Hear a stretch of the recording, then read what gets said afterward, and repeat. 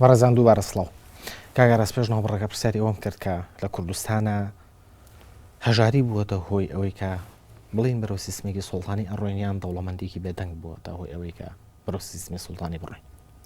لە ڕاستیدا کوردستانی شێکە لە وڵاتە دەوڵەمەندەکانی جیهان و لە داهاتووشدا دەشێتێکێک بێت لە ئەو وڵاتانی کەوا چاوی گەورەی زۆربێک زۆری کۆمپانیایەکانی بەسەرەوە بێت و ڕۆلێکی گەورە لە با بڵێن لە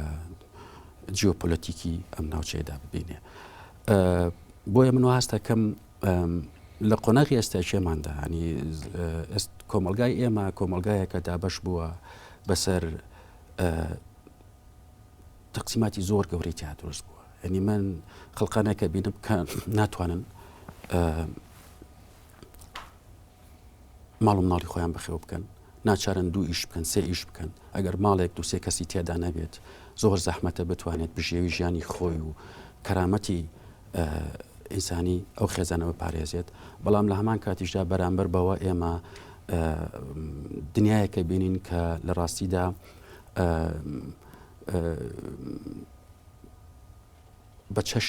بە چەشنێکدا بڕاوە لە دنیای خوارەوەی کۆمەڵگا و بە چەشنێک لە لوتکەی هەڕەمی دەسەڵات و لە لوتکەی هەڕەمی فەخفەخەی کۆمەڵایەتی و سیاسی و کۆمەڵایەتی و سیاسی و فەرهەنگیدایە کە دەکرێت بە دوو تەنانەت نەتەوەی جیاوازیش لە قەڵەمیان دێنەسەرچێ هیچ پەیوەندیەک لە نێوان ئەم دوو گروپیان نەماوە. بە مانایەکی تر ئەوەی ئەمەوێ بڵێم گروپێک سیاسەتی کوردی لەم چەند ساڵی ئەخیردا بە ئاراستەیەکی زۆر مەترسیدار ڕۆیشتووە. ئەو ئاراستەیەش بریتێ لە چی؟ بریتێ لەوەی کەوا کۆمەلگای ئێمە بە شێوەیەکی زۆر شاقوڵی دابەش کردووە. ئەم شاقوڵیەش مانای چیە؟ مانای ئەوەیە گروپێک هەیە کە دەسەڵاتدارە، گروپێک هەیە کە کۆنتترۆلی کۆی سامانی دەوڵەتی وڵاتی ئێماکە، گروپێک هەیە ئاراستەی کۆی علاقاتی سیاسی ناوەشی و دەرەوەکی ئەکا بەبێ ئەوەی کەوا هیچ چاودێریی بەسەرەوە پێ. گروپێک هەیە کە بە ئارەزووی خۆی با بڵێن توێژاڵ بە دەوری خۆیدا دروست دەکات. ئەمانە لە ڕاستیدا هۆکاری سەرچین بۆ ئەوەی کەوا چەشنێک لە سوڵتانیسمی سیاسی دروست بێت و هەرە و گروپەی خواریشەوە گروپە ناڕزایەکانی کۆمەلگای ئێمە دروست دەکات. من باز لەوە ناکەم لە ڕێگای پارە و سەروەت و سامانەوە دەکرێت وجدانی خەڵقانێکی هەژار بکڕێت وایە خۆت ترسێکی گەورە دروست بکرێت کە بۆ ئەوەی کەوا خەڵک بێدەنگ بکرێت. بێگومان ترسێکێک لە هۆکارە سەرچیەکانی دروستبوونی سوڵتانیسمی سیاسی، بێگومان ترسێکێک لەوەتی بەشەر هەیە ئەسڵەن لەسەر ئەساسی ترس کەم تا زۆر سوڵتەی سیاسی و سوڵتەی با بڵێن ئۆتۆریتەری سوڵتەی دەسەڵات گەڕایی دروست کردووە. واتە بەبێت ترس زەحمەتە تەنانەت باز لە دەسەڵات بکەین. بەڵام پرسیارەکە لەوەدا چ ترسێک؟ ینی ترسێک لە وڵاتێکی دیموکراسیدا ترسێکە لە شەرعیەتی یاسا لە ڕاستیدا. ترس نییە لە پۆلیسەکە خۆی، ترس نییە لەوەی کەوا تۆ ئەم هەڵەیەک بکەیت و ئەم پۆلیسە لێو بە وایە خۆت هەڵەیەک بکەیت ئەمنێک بێت ئاسایشێک بێت. من بە درێژایی 30 ساڵی ژیانم لە ئەڵمانیا تا ئێستا ئاسایشێکم نەبینەوە جگە لە پۆلیس تاوان کە ڕێکخەری کۆی پەیوەندیەکانی ئینسانەکانی با بڵێن ژیانی ڕۆژانەی ئینسانەکانە. بەرحاڵ مەبەستم چییە؟ مەبەستم ئەوەیە کە لە دنیای سیستەمە دەسەڵاتگەرایەکانە لە ڕاستیدا ترس بە شێوەیەکی زۆر کاریگەر ئیشەکات و هەر ئەم ترسە کە شکا بێگومانم لەوەی کەوا چەشنێک لە هۆشمەندی سیاسی دروست دەبێت کە بتوانێت ڕوبەرەکانی بەرگری وەکو باسمان. بەڵێ کاک ئاراس کێ ئەو تەلیسمە پشکێنێت، کێ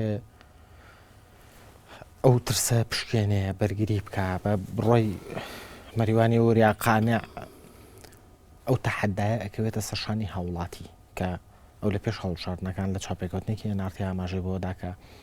جوانترین تەحەدا ئەوەیە کە لە سەرشانی هاوڵاتیە بچێتە سەر سندوقی دەنگدان و دەڕگای دەنگەکەی خۆیەوە تەحەدا بکات و ئەو تەلیسمە پشکێنێت. ئایا بە ڕوانین لە ئەنجامی دوایین پرۆسی هەڵبژاردن لە هەرێمی کوردستان ئەتوانین بڵین هاوڵاتی و ئەرکی خۆی بینی یان ئایا هاوڵاتی ئەتوانێت لە ڕێگای سندوقی دەنگدانەوە ئەو تەلیسمە پشکێنێت کۆتایی بۆ ترسە بێنێت، کۆتایی بۆ جیاوازیە بێنێکە دروست بووە؟ بەڵێ ئێمە لە ڕاستیدا ئەگەر سەری دەرەنجامەکان بکەین دەشێت بڵێن نەخشەی سیاسی کوردستان گۆڕانکاری زۆری بەسەردا نهاتووە. بەڵام ئەگەر ورتر بیبینین دەبینین گۆڕانکاری گەورە لە دنیای ئێمە دروست بووە. ئەویش بریتە لە سەقامگیربوونی هێزێکی کۆمەڵایەتی لە دوای 4 ساڵ لە دنیای ئێمەدا کە دەتوانێت بڵێن نەخێر بۆ زۆر شت نەخێر بۆ دەستورێک کە بەم شێوەیە کە دەستورێکی سەرۆکایەتی بێ نەخێر بۆ تێکەڵاوبوونی حیزب لەگەڵ دەوڵەت وایە خۆت فەرمان دەستگاکانی فەرمان ڕۆایەتی نەخێر بۆ بەهادەردانی سامانی نیشتیمانی و نەتەوەیمان نەخێر بۆ بەکارهێنانی دەستگاکانی پۆلیس و ئاسایش و سەربازی بۆ چەپاندنی خواستی مەدەنی ئینسانی ئێمە و نەخێر بۆ زۆر شتی تریش مەبەستم چییە؟ گرۆبوونی هۆشمەندی ڕەخنەیی و گرۆبوونی هۆشمەندی سیاسی لە دنیای ئێمەدا زمانێکی دروست کردووە کە خەڵکی سادە ئەمڕۆ هەموو لە بۆڵەبۆڵی کۆمەڵایەتیەوە بووە بە هێزێکی ڕێکخراو بیرمان نەچێ ئێمە لە ساڵەکانی ڕابردوشدا بۆڵەبۆڵێکی کۆمەڵایەتی زۆر هەبوو بۆڵەبۆڵی کۆمەڵایەتی مەرج نییە ببێت بە هێزێکی سیاسی و یاخود هێزێکی کۆمەڵایەتی و یاخود هێزێکی ڕۆشنبیر دیارە ڕۆشنبیر لە بۆڵە سەر ئاساسی بۆڵەبۆڵ دروست ناوێت بەس مەبەستم تاوکە ئەو لەحزەی ئەم بۆڵە کۆمەڵایەتیە خۆی ڕێک نەخاتوو و پرۆگرامێکی دیاریکرا و جیهانبینێکی دیاریکراوی نەبێت بۆ ئەوەی کەوا داهاتوویەکی بۆ دروستکاوک لەسەر وێناکانی خۆی عەدالەتی ئیجتیماعیە دابەشکردنی سامانە نازام تا دوایی لەم جۆرەشتانە پاراستنی ئازادیەکانە ئەمە کە بوو بە هێزێکی ڕێکخراو گرنگێتی تایبەتی خۆی لە دنیای ئێمەدا ئەمڕۆ لە دنیای سیاسی ئێمەدا کۆمەلگای سیاسی ئێمە ئەم پنتە کۆمەڵایەتیانە خۆیان ڕێخستووە ئەم پنە کۆمەڵایەتیانە توانیوانە پایامێکی سیاسیان هەبێت و تەسەوڕەکەم گەورەترێش ببێت بەڵێ ینی ئەنجامی ئەم دوایین پرۆسی هەڵبژاردن بە بڕۆی تۆ گۆڕانکاری لە واقعی سیاسی کوردستانە دروست کردووە ئەگەر ئێمە بوردی تەماشای ئەنجامەکان بکەین گۆڕانکاری سیاسی کاتێک دروستە بێت لە ڕاستیدا دەشێتەوە بەسێرێکی تر بێت ئەویش ئەوەیە چەشنی دروستبوونی حکوومەتی داهاتوو چۆن دەبێت ئایا چەش بریتی دەبێت لە پەراوێست خستنەوەی دووبارە ئۆپۆزیسیۆن کە دەنگێکی بەرچاوی بینی و لە دنیای ئێمەدا و ژمارەیەکی زۆری کۆمەلگای ئێمە دەنگی بۆ داوە و یاخود بریتی دەبێت لە ڕێخستنەوەی تری کۆمەلگای ئێمە سوالی ئەساسی بە بڕوای من ئەوەیە ئایا ئەم قۆناغی گواستنەوەی کە من پێشتر باسم کرد کەی دەست پێ دەکات بەڵێ ینی ئێمە لە کۆمەلگای کوردی پرۆسی سیاسی لە هەرێمی کوردستانە هێشتا نەگەشتەوەی کە دەست بکەین بە قۆناغی گواستنەوە نەخێر چونکە ئێمە سیستەمێکی سیاسیمان هەیە ڕێگە بە مؤسساتیکردنی دموکراسی نادات دەبدەم و دەستگاییکردنی کۆی سیستەمی سیاسی ئێمە نادات ڕێگە بەوە نادات کە ئۆپۆزیسیۆن لە پەرلەمانە دەنجی هەبێت و ڕەنجی هەبێت و سەنجی هەبێت هەر لەبەر ئەوەشە بێماناکردنێکی من پەرلەمانم وەکو خودکوژیەکی سیاسی دانابوو لە ڕابردوودا لە ڕاستیدا چونکە هەچ هێزێ بچێتە ئەوێ دەشێت ئاسان نەبێت لە ناو ئەو سیستەمە پەرلەمانتاری لە لای ئێمەدا هەیە خەباتی مەدەنی بکات لەبەرەوەی بڕیارەکان لە دەرەوەن ئەگەر بەراریش دراوەکەوتم لەسەر ئەساسی ئەو سیستەمە با بڵێن دیموکراسی کە بۆ ئەمان گونجاو کە ئەویش زۆری نەیە بەڵکو بە پێچەوانەی تەوافقیەوە بتوانێت بڕیارەکانی تێپەڕ بکات بە شێوەیەکی گشتی مەبەستم ئەوەیە بڵێم چەشنی دابشکردنی دەسەڵات لە داهاتوودا چۆن دەبێت چونکە سوالی ئەساسی لە دیموکراسیەدا لە ڕاستیدا سوالی دابشکردنی دەسەڵاتە نەک تەنها لە منی دیارە دابشکردنی دەسەڵات مەبەستم تەنها بریتی نییە لە نێوان هێزە سیاسیەکان بەڵکو لە ئەو دیزاینە سیاسی کە لە داهاتوودا دروستە بەڵکەواتە ئەنجامی ئەو هەڵبژاردنانەوە نەخشەی پەرلەمانی داهاتوو لە کوردستانە کافی نییە یان با بڵێن ئێستا زوو بۆی ئێمە قسە لەسەر هاوسەنگی هێزەکان بکەین لە کوردستانە چونکە هاوسەنگی لە ڕاستیدا بمانەوە نەمانەوێت هەڵبژاردن یەک پەیامی پێن بۆ ناردین ئەویش ئەوەیە هەچ کەسێک بە ڕێگایەکی هەڵە بڕوات چەندە خێراش بڕوات ڕزگاری نابێت یەکێتی ڕوبەڕووی ئەم پرسە بووە ڕوبەڕووی پرسیەوەی کەەوە ڕێگایەک هەیە هەڵی بژاردووە ڕێگایەک بۆ هەڵە بوو لەبەرەوە ئێستاچێت تەمپۆی ڕاکردنەکەی چەندێک خێراتر بکات فرای ناکەوێت بەرامبەر بەوە هێزی ئۆپۆزیسیۆنمان هەیە بۆ یەکەمین جار دیارە پێشەوەی باسیەوە بکەم لە ڕاستیدا من ئەگەر سەیری هەڵبژاردننی 25 حوت و بەراوردی بکەین لەگەڵ ئێستاچێدا تای تەرازوی هێزەکەند وەکو یەک وان تقریبا چونکە ئەو کات ئەگەر یەکێتی و پارتی بە یەک لیست دابەزی بێتن و ئەو کاتە نەمانزانی بوو لە ڕاستیدا دەنگەکانی یەکێتی و پارتی لە ڕاستیدا چەندن بەڵام ئێستا ئازانین و تەقسیمە با بڵێن سیاسی و دیزایانی با بڵێن نەک دیزاین ببەخشە وێنای سیاسی نەخشەی سیاسی هێزە سیاسەکان لە وڵاتی ئێمەیە چەندە و سەنگیان چەندە و دەنگیان چەندە چەند هێناوە لەبەرەوە سەقامگیربوونی ئۆپۆزیسیۆن وەکو هێزێکی بنەڕەتی لە کۆمەلگای ئێمەدا دەرەنجامێکی زۆر ئیجابیە لە دنیای ئێمە کە ئەشێت بە گۆڕانێکی گەورە لە قەڵەمی بدەین نەبردنەوەشی دیارە ئەمە دەشێت بە چەشنێک لە مەنگی سیاسی لە قەڵەم بدەین ینی بۆچی نەیانتوانی پەیامەکانی خۆیان بگەنە شوێنی مەبەست لە شوێنەکانی تر بۆچی ناوچە سلێمانی ئۆپۆزیسیۆن هەندە بەهێزە ئەمانە سوالی ترن کە پەیوەندی بە بڕای من بە کۆمەلگای کوردیەوە هەیە لە ڕووی سۆسیۆلۆژیە بە تەماشای بکەین لە گۆڵوری کولتوریە بە سەیری بکەین لە هەمووی زیاتر لە ڕووی دیارە ئیداری و لە ڕووی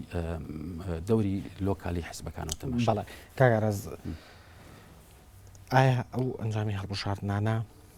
پێمان ئەڵێت کە لە ماوەی 4 ساڵی ڕابردووە هێزە ناڕازیەکانی کۆمەلگا توانیان لە چوارچێوەیەکی سیاسیە لە چوارچێوەی هێزێکی جەماوەری سیاسیە توانیان خۆیان ڕێک بخەن یان جارێ ئەو قۆناغەش زووە بۆی قسە لەسەر خۆڕێکخستنی هێزە ناڕازیەکانی ناو کۆمەلگا بکەین بە بڕای من توانیان چونکە ئەمەڵ بەژاردنەوەی سەلمان کە ئەو هێزانە بۆ یەکەمین جار هەرێکەوە سەنگی خۆی زانی من باز لەوە ناکەم چەندە تەزویر کراوە باز لەوە ناکەم لێرەدا کە ڕۆڵی کۆمیسیۆنی باڵای هەڵبژاردنەکان چەندە کەرەسات ئامێز بووە لە پرۆسەی جیاکردنەوەی دەنگەکان و لە پرۆسەی نەزاهەتی کۆی پرۆسی هەڵبژاردندا من سەیرم پێدێت تاوەکو دوچرکە ساد لە وڵاتی ئێمەدا لەوە بترسین کە دەنگەکان تەزویر بکرێت سەیرم پێدێت تاوەکو لە ڕاستیدا سەیرم پێ نایە بەڵام مەبەستم سەیرم پێدێت کە باسی دموکراسیەت بکەین و ئەمە دۆخمان بێت سەیرم پێدێت کە لە دنیای ئێمەدا تا چونکە ساد لەوە بترسین دەنگی خەڵکی بێڕێزی بەرامبەر دەکرێت و لە هێزێکەوە دەدرێت و دەدرێت بە هێزێکی تر سەیرم پێدێت لە وڵاتی ئێمەدا تاوەکو دوچرکە مەترسی ئەوەمان هەبێت شەڕی ناوخۆی دروست بێتە نانەت من پاش هاتنەوەم ڕوبەڕووی ئەو واقع بوومەوە کە دەشێت لە هەموو لەحزەیەکدا تەقینەوەی گەورە لە دنیای ئێمەیە دروست باشە لەگەڵ بوونی چەندین بەڕژۆندی ئابووری لەگەڵ پێکۆنانی چەندین سەرمایی تایبەتی ئەگەری دروستبوونەوە شەڕی ناوخۆ بە قەناعەتی تۆ ئەگەرێکی نزیکە لە کوردستانە جارێکی تر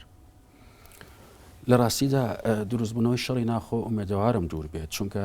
لانی کەم هێزی ئۆپۆزیسیۆن بڕوای بە شەڕی چەکداری نییە هەل لە بنەڕەتدا چەکداریش نییە چەکداریش نییە ئەمە کە بڕات پێ نەبێت خۆچش چەکدار ناکەی کە خۆشە چەکدار نەکرد کەواتە ئامادە نیت لەو ڕێگایەوە پەلاماری دەسەڵات بدیت ئەمە خاڵێکی زۆر گرنگ و پۆزەتیڤە بە بڕای من کە دەبێت ئیشی زیاتی لەسەر بکرێت لەبەرەوە تەماشا دەکەین ئەگەر ڕوبەرەکانی گەیشتنی ئۆپۆزیسیۆن بۆ ناوچەکانی تر لەم هەڵبژاردنەدا زۆر زیاترە لە پێشووتر یعنی بە مانایەکی تر دەبینین لە هەولێردا دەنگێکی زۆریان هێناوە و دیارە لە دۆهۆکدا دەنگی کەمتریان هێنا لە هەندێک ڕۆ لە هەندێکیان دەنگی زیاتری هێناوە نەچەند دەنگی کەمتری هێنا بەڵام چەشنێک لە هاموشۆی دەنگ و هاموشۆی هەژمونی سیاسی و کاریگەری سیاسی و کرانەوەی سیاسی هەیە بەڵام من یەکێ لە هۆکارەکانی ئەم تەقسیمە کە ئێستاچێ لە بەردەستمانایەوە تا کوێستەکە دوا دەرەنجام نییە بە لە ڕاستیدا من دەگەڕێنمەوە بۆ ڕۆڵی زۆر نەگەتیفانەی کۆمیسیۆنی هەڵبژاردن بەڵێ کاگەڕاز ئەگەر لەسەر کۆمیسیۆن بوەستین ببوورە لە وڵاتێکی وەکو ئەڵمانیا هەڵبژاردنێک دەکرێت نزیکەی 6 ملیۆن هاوڵاتی ئەو وڵاتە بەشداری تیاکەن دوای نزیکەی دوو کاتژمێر و نیو ئەنجامی کۆتایی ڕاگەیەنرێەوە حزبی براوە ڕاگەیەنرێت بەڵام لە عێراقا کۆمیسیۆنێکی هەڵبژاردن دروست کراوە لەگەڵ ئەوەی کە لەسەر ئەساسی محاسەسە دروست کراوە لەگەڵ ئەوەی کە هەردوو حیزبە دەسەڵاتدارەکەی کوردستان خۆیان بەشیان تایە هەیە و پۆستی باڵایان لەناو کۆمیسیۆنەکەیە بەدەستەوەیە دوای نزیکەی تێپەڕبوونی 20 ڕۆژش لە هەڵبژاردن ئەنجامی کۆتایی ڕناگەیەنرێت ئەمە خاڵێکی کەشەوەیە کە هەموو لایەنەکان تەنانەت بۆ دوو حیزبە دەسەڵاتدارەش لە کوردستانە کە خۆیان چەندین پۆستی باڵایان لە کۆمیسیۆنە بەدەستەوەیە قسە لەسەر ئەم کۆمیسیۆناکەن ئایا چی دیدی ئەم کۆمیسیۆنە متمانەی ئەوەی هەیە کە هەڵبژاردنێکی تر سەرپەرشتی بکە نەخێر بە بڕای من یەکێک لە هەنگاوە زۆر گرنگەکانی داهاتوو کە ئۆپۆزیسیۆن و هێزەکان کۆمەڵایەتەکانی دنیای ئێمە ئەبێ کای لەسەر بکرا بریتە لە هەڵوەشانەوەی ئەم کۆمیسیۆنە بە مەنایەکی تر دانانی کۆمیسیۆنێک کە خەڵکی بەلایەن خەڵکی پرۆفشنال و خەڵکی بەتوانە کاری تێ بکات و لە هەمووی گرنگتر خەڵکی جەری بە مەنایشی کە توانای کۆمیسیۆن لە ڕاستیدا زۆر زۆر لەوە گەورەترە کە ئێمە تەسەوری دەکەین ئەو دەتوانێت هێزێکی سیاسی لە ئاسێکی باڵاوە ئەگەر خەڵک دەنگی پێنەدات قرارێت ئەوە بدات کە ئەم هێزە تەواو کۆتایی بە ژیانی سیاسیات ئێمە لە ئەڵمانیا وەکوچێت هەم ئاماژەت پێدا ئەم ساڵ لیبرالەکان نەچونە پەرلەمانەوە تاو خەڵک متمانی پێنەدەن ئەگەر چی تاوکەس پێشتر لە سەر حکومی ئەتلافیان هەبوو لەگەڵ کۆنزەرڤاتیڤەکانی کە سپەسۆرۆکاتی مێرکلە ینی بەمانای ئەوەیە تۆ هێزێکی سیاسی کە ئەدۆڕێت و دەبێت کار لەسەر خۆی بکە یەکەم جار و کار لەسەر پەرزۆنەڵەکانی بکات و تا ئەو کەسانی کە ئەم حزبە بەڕێوابن و کار لەسەر پەیڕۆ و پرۆگرامی بکات و سوالی ئەساسی ئەوەیە بۆچی گەیشتمەتە ئەمە نەک لە سەر ئەوەی کە وڵا کۆمیسیۆن وایە خۆت ئەو دەستگایی کەوا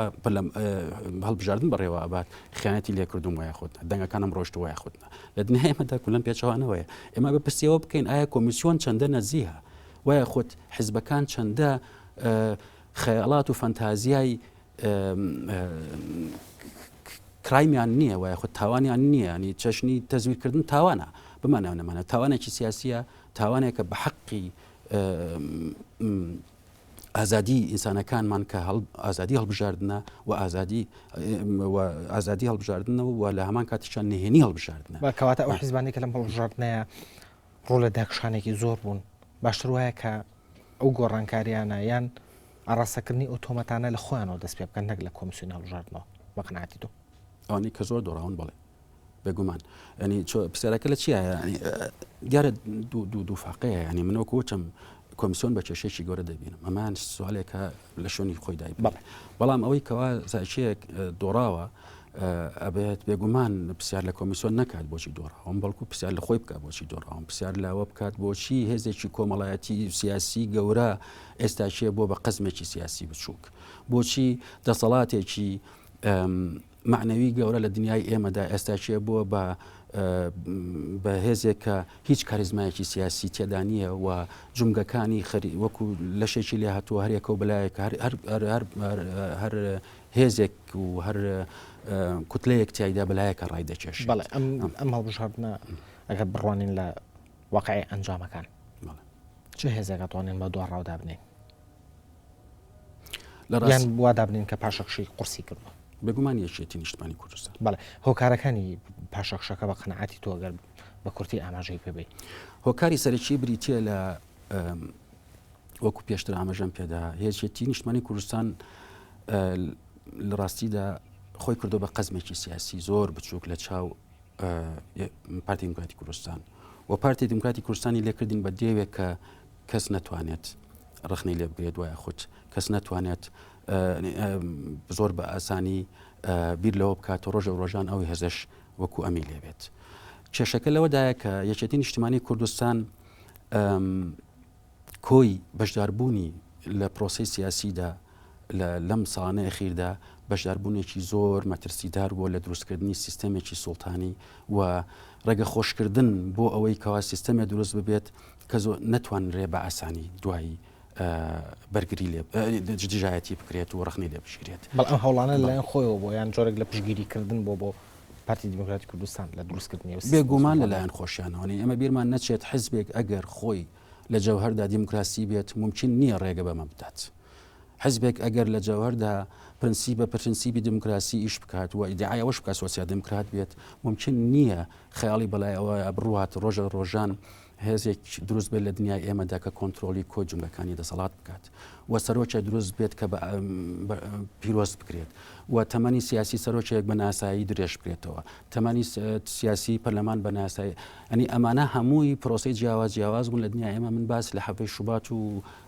کۆڵێک مەئاساتی تر ناکەم ئێستا چێەوە هەمووی لە بەرچاون بەڵام بەشداری ڕۆڵی یەکێتی نیشتمانی کوردستان لە پرۆسی سیاسی لە کوردستاندا لە ساڵانی ڕابردوودا بریتی بووە لە ڕاستیدا سەقامگیرکردنی پنتەکانی دەسەڵاتێکی دەسەڵاتگەرا لە دنیای ئێمەدا و مەترسیەکانی ئەم دەسەڵاتگەرایش مەجنیە سە دەربکەوێت بەڵکو لەو کاتیا دەرکەوێت کە دەستوور لە 150 خەڵک دەنگی لەسەر بدە. ئێمە لە وڵاتێکی وەکو چیلی کە پێنێچێت حکمی کرد ماوەی چەندین ساڵ دیکتاتۆرێکی گەورەی مێژووی مرۆڤایەتیە لە وڵاتەدا لە دوای ئەوەی ساڵی هەشتادا بڕیاری لەسەر ئەوە درا کە دوای 8 ساڵی تر دەستوور بخرێتە ڕاپرسیەوە لە وڵاتەدا لە 3 لەسەر 4 کۆمەلگا ئەبووای دەنگی بە دەستوور بدایە نەک نیوەی کۆمەلگا تۆزە زیاتر بەڵام کەچی لە کوردستانێکە کە دیعای چەندین جمگەی با بڵێن دیموکراسی دەکات و خۆی بە یەکێک نموزەجەکانی ڕۆژهەڵاتی ئاوین دەبینێت لە 150ەکە ئەمە کارەساتێکی زۆر گەورەیە کۆمەلگایەکی سیاسی نیوە و تۆزێ زیاتر بڕیار لە دەستورێک بدات کە بۆ چەندین ئەجیالی داهاتوو ناتوانێت باسنایی دەستکاری بکرێت. ئەمە لە کاتێکە ئەم دەستوری ئێمە کە لایەنە یەکێتی نیشتمانی کوردستانەوە تێپەڕێنرا و لە لایەنە یەکێتی نیشتمانی کوردستانیشەوە بڕێک مناقەشە لەسەوە لەسەر کرا بگرێتەوە نەگەڕێتەوە بۆ پەرلەمان پرسیاری من لەسەر ڕاستیدا سەرچێکە بریتینە لەوەی بگرێتەوە بە پەرلەمان یاخود نەگەڕێتەوە دیارە ئەمە شتێکی گرنگە.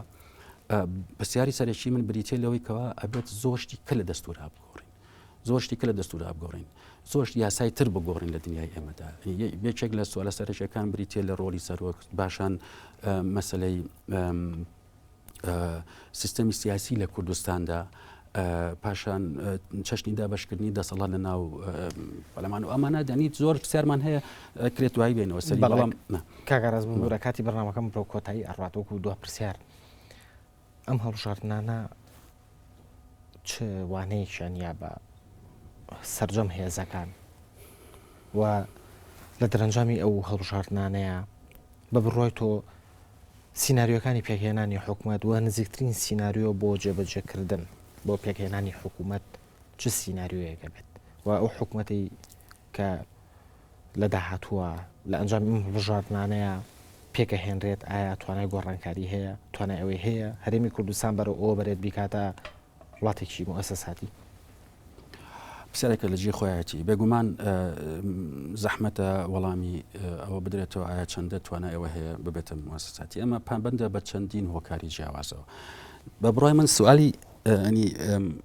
ئاراستەیە کەمی سیاست لە دنیای ئێمەدا ساج لە ئێستاچێدا ئەگەر بێمە سەر وەڵامی پرسیاری یەکەمت چی بەس حەزە سیاسەکان وت کۆمەلگا چی پێوتن بەدەر لە تەزور شتەکان یەک پەیامی بەخشی ئەوش ئەوەیە کۆمەلگای ئێمە کۆمەلگایکی فرەڕەنگە وەفرە دەنگە وەفرە هێزی کۆمەڵایەتی و بەرژەوەندی سیاسی کۆمەڵایەتی و جیاواز ئەمە یەکەم دوو پەیامێکی پێبەخشین ئەوش ئەوەیە کەوا کۆمەلگا پێویستی بە هێزێکی ئۆپۆزیسیۆن هەیە بۆی کەوا بەرگری لە ڕوبەرەکانی ئازادی و بەرژەوەندیەکان و عەدالەتی کۆمەڵایەتی و کۆی ئەو سوالانەی کە جەوهریە لە دنیای ئێمەدا و پەراوەست خراوە بدا بە تایبەتی لە دابەشکردنی سامان و دەسەڵاتدا لە دنیای ئێمە ڕاندێکی تر کە پەیامی ئەم هەڵبژاردنە لە ڕاستیدا بریتێ لەوەی کەوا مەرج نییە ئەو هێزە لۆکاڵیانە ئەو کەسایەتی لۆکاڵیانە دەنگ بێنن کەسایەتەکان مەبەستن لە دنیای ئێمەدا دنیای ئێمە گۆڕانکاری زۆر گەوری بەسەر هاتووە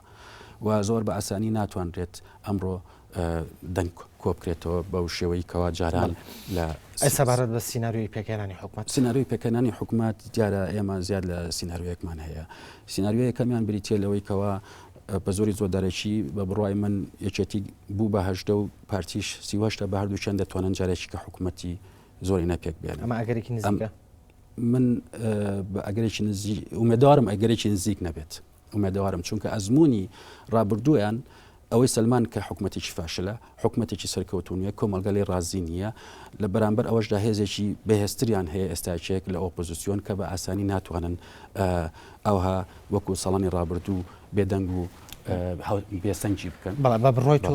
بەهێسترین ئەگەر بۆ پێکهێنانی حکوومەت لەم دۆخەیە چییە؟ بەهێزترین ئەگەر بەهێزترین ئەگەر کە حکوومەتی لێ پێک بێت لە ڕاستیدا زەحمەتە سینەرەکانی دنیای ئێمە ڕاوە بکرێت چونکە سیاست لە دنیای ئێمە ڕۆشن نییە ینی ئەوەنی لە پشت کوالیسەوە قسە دەکرێت لە پشت پەردەکانەوە گفتوگۆ هەیە ئەوەندە لە ناو ڕوبەری گشتیە ئێمە ئاگاداری دنیای چەشنی بەشدارکردن و هینین ئێمە وا دەبێنین لاەن ئۆپۆزیسیۆنە ئەمە دەجی تێدا هەیە بۆ ئەوەیەوە بەشدار بێت لە حکوومەتی داهاتوودا و چەشنی بەشداربوونەکەی سوالی ڕێزیەر لە ڕاستیدا ئایا چەندە ئەتوانێت ببێتە هۆکارێک بۆ خستنەوەی ئەو پرۆسی کە پێدەوترین پرۆسی گواستنەوە وایە خودت پرۆسەیە کە بەدەم و دەستگاییکردنی ینی مۆدلێکی خۆی بێنێتە ناو دەسەڵات فەرمانڕەوایەتی کوردستانەوە ئەوەی ئەمەوێ بڵێم زەحمەتە ئێستاچێ لەسەر ئەساسی سپیکولاتسیۆن واتە تەخمینکردن ئەوەی چی لە دێ و چی لێ نادێ بەڵکو من هەندەی ئەوە بەلاوەمەوە گرنگە ئەگەرەکان چین و چۆن حکوومەتی داهاتوو دروست دەکرێت و چۆن بکرێ باشە و ئایا سوالی ڕئیسی ئەوەیە کە سیستەمی داهاتووی دنیای ئێمە بەرەو چۆ ئەڕوات ئەمانە هەمووی سوالی گرنگن بەڕێنەکە هەوڵەدەین لە ئایندەیە لە گفتوگۆکانی ترمانە قسە لەسەر ئەگەرەکان و شارەنووسی پرۆسی سیاسی لە هەرێمی کوردستان بکەین نووسەر و لێکۆڵەر ئاراس فەتاح زۆر سپاس بۆ ئامادەبوونت لە چاپێکوتنی ناردی سپاس بۆ خۆشەویستان چاپێکوتنی ئەم هەفتەیە کۆتایی هات تا بەگەشتنەوەمان لە دیداری کتەبدا لایەکتان لە خۆشییابن